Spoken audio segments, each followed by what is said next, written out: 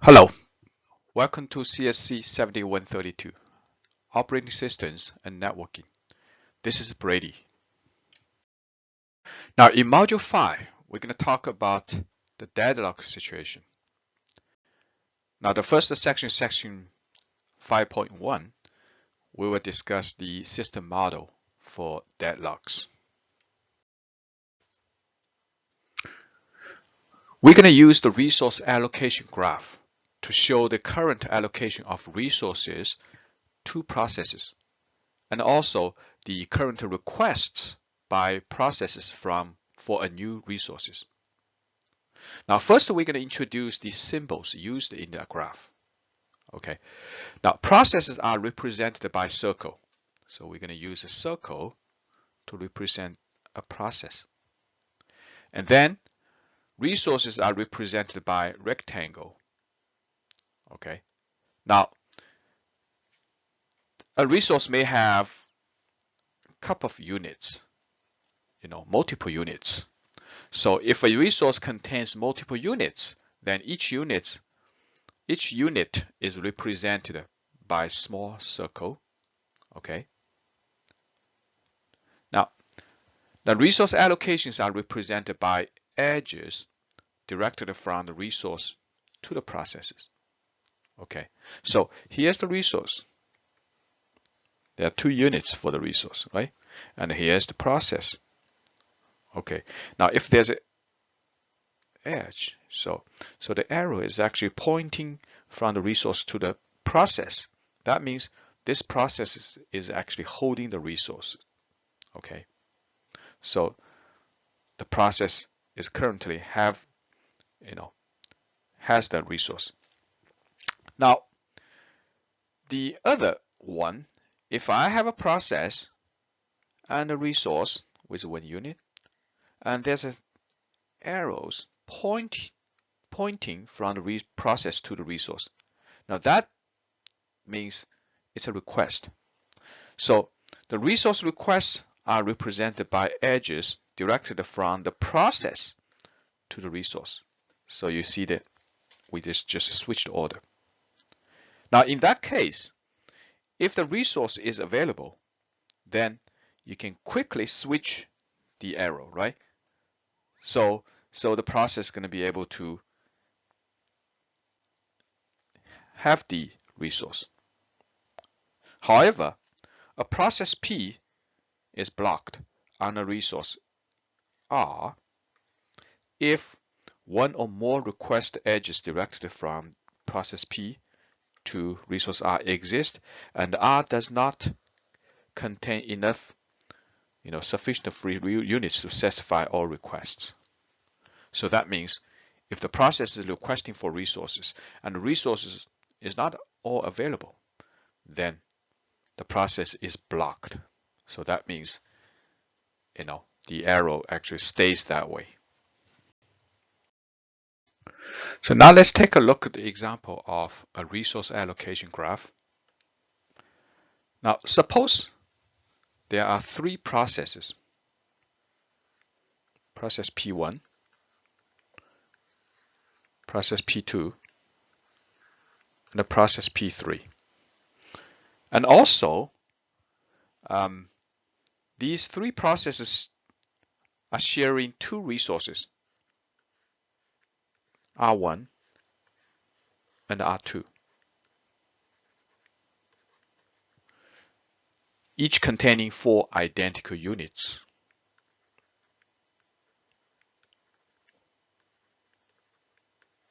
Okay.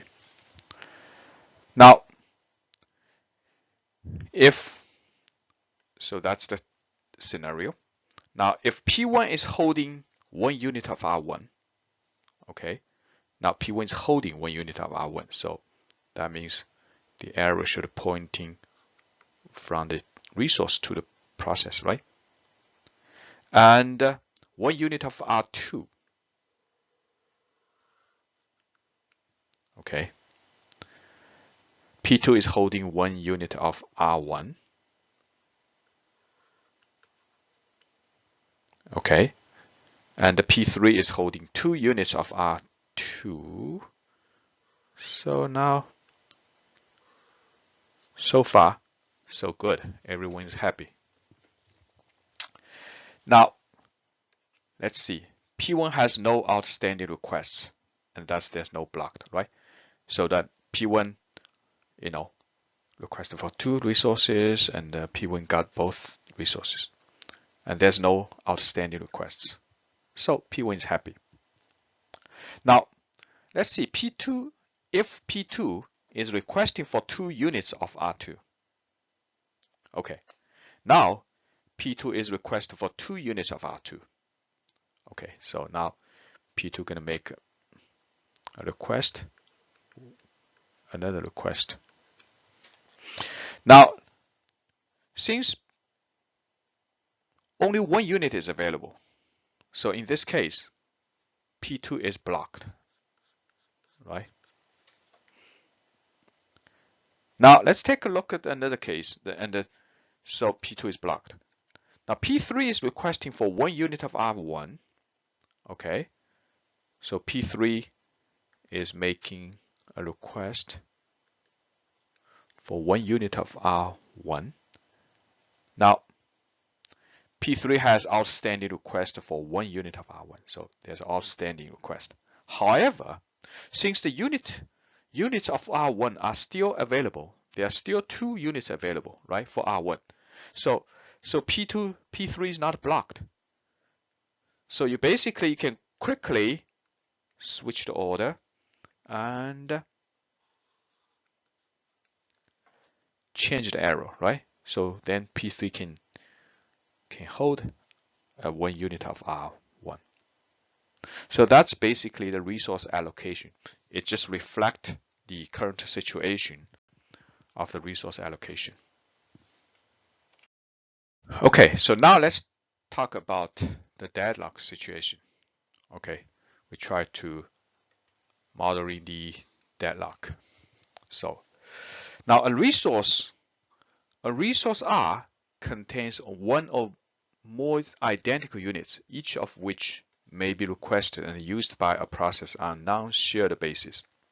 Okay. Now, what's a deadlock situation?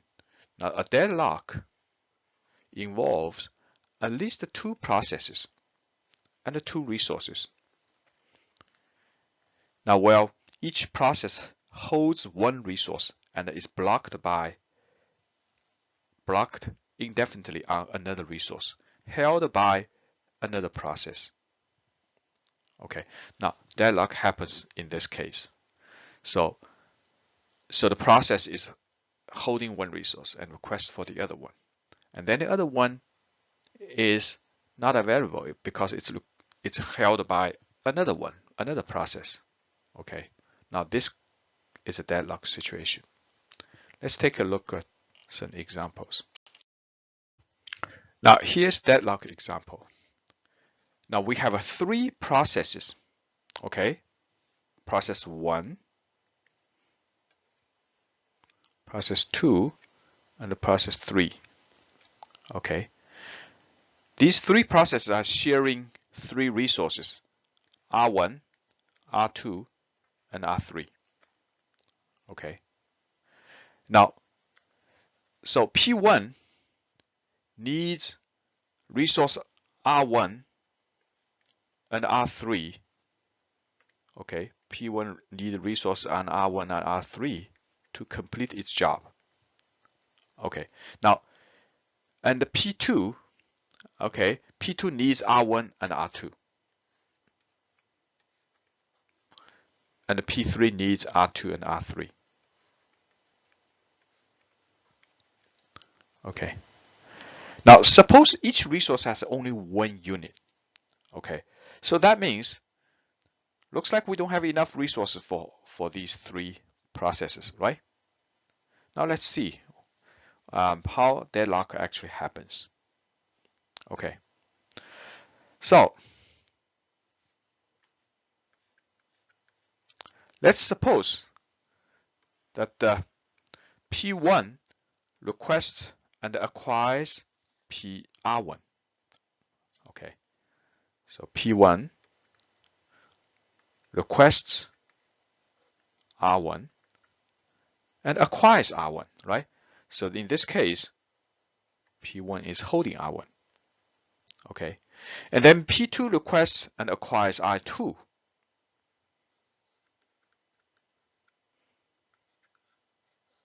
So P1 requests for R2, okay?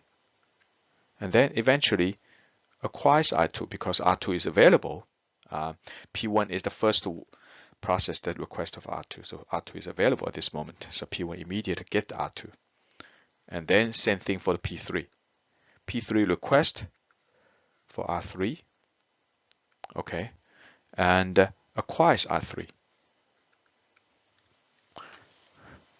Now, none of the process can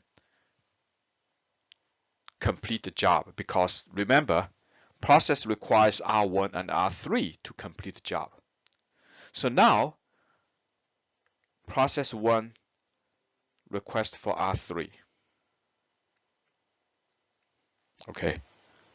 And if R3 is available, then process 1 acquires R3 and process 1 gets both R1 and R3, so process 1 can run and can complete the job. So once the process 1 complete the job, process 1 gonna release the resource R1 and resource R3.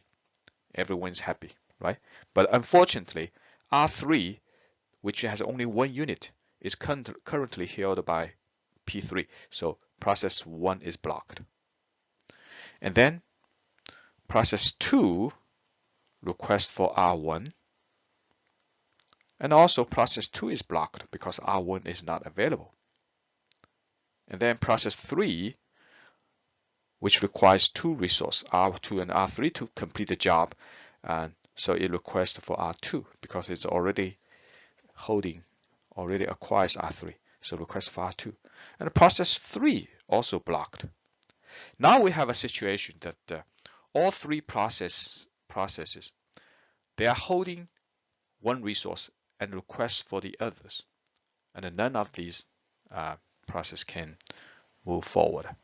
Now that's the deadlock situation. Okay. Okay. Now let's take a look at the similar situation, but we made some slight change. Okay. So suppose we still have 3 processes, P1, P2, and the P3, and also 3 resources. Each has 1 unit. And also, P1 needs 2 resources, R1 and R3, to complete the job. And the P2 requires R1 and R2 to complete the job, and the P3 requires R2 and R3 to complete the job. Now, it's exactly the same situation. However, with 1 difference. Okay, let's take a look. Now, suppose P1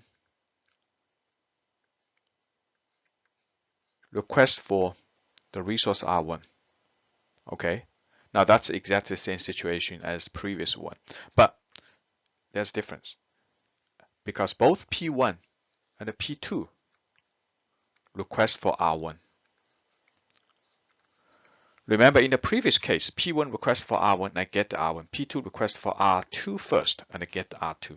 And P3 requests for R3 and I get the R3, right? But now this case, both P1 and P2 request for R1. And then P1 actually get R1. So then P2 is unfortunately blocked. So P2 is still requesting for R1, but it's blocked. Okay. And then, since P2 is blocked, so there's nothing P2 can do, right? And then, suppose P1 and P3 request for R3. So P1 request for R3, P3 request for R3, and again, P1 is the lucky one. Okay, so P1 is the lucky one. So P1 gets R3, and the P3 blocked. So in that case, P1 gets all the resources. both resources R1 and R3, right? And the P2 is blocked. P3 is blocked. Is that a deadlock situation? The answer is no. It's not deadlock situation because we're not done yet. Because P1 gets both the resources, so P1 can, execute and eventually P1 complete the job. Once P1 complete the job and terminate, P1 basically release the resource R1 and the P1 release the resource R3. Okay, I'm sorry. Right?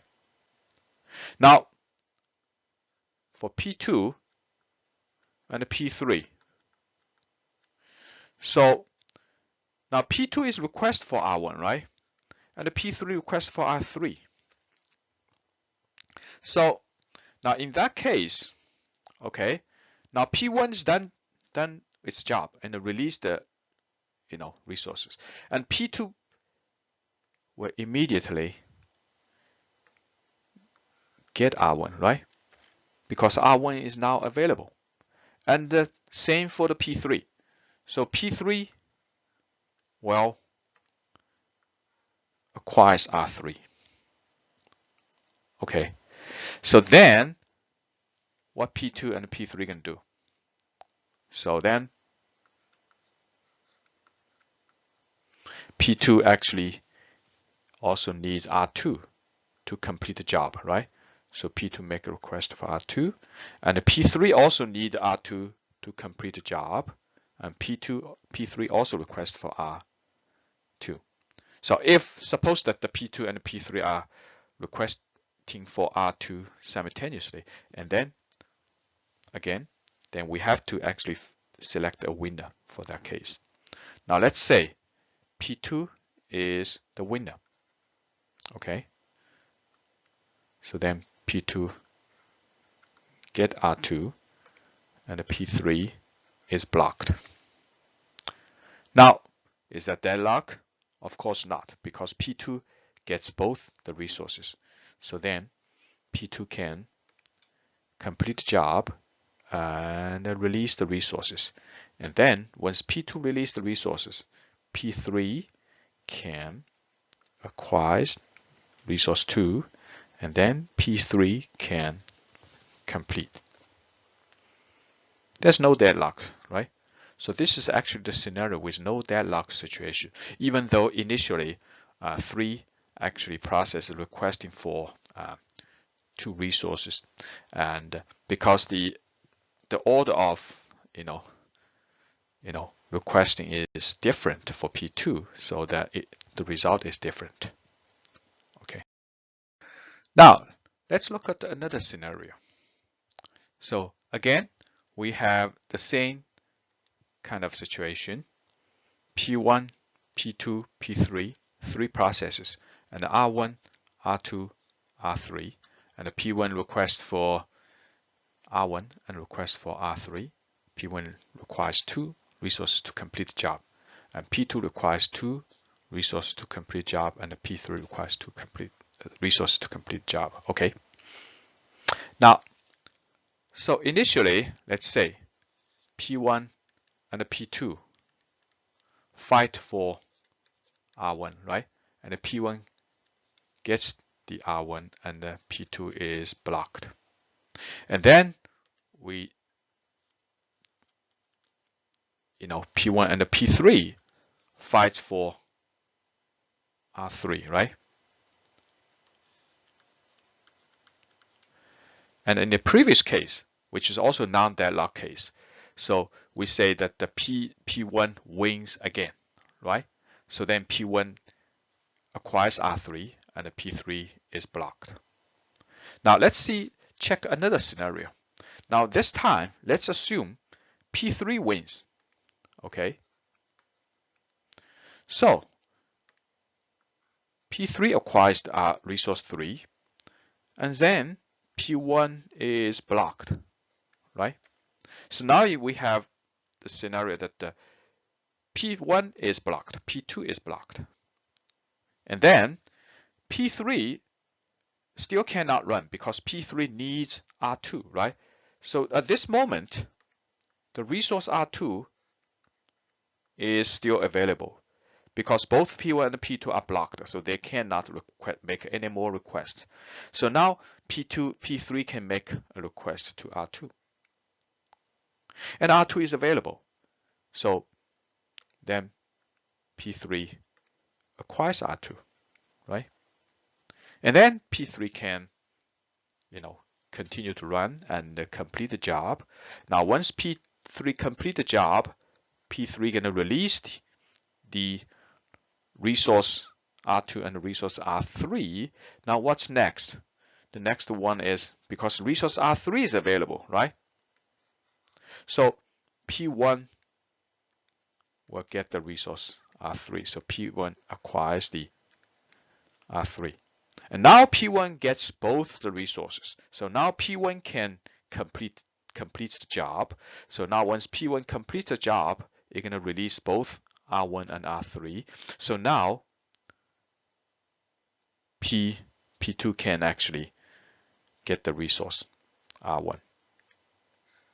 Now once P2 get the resource R1, then P2 still need a resource R2, which is also available. So P2 can request R2 and acquires R2, and then P2 can complete job.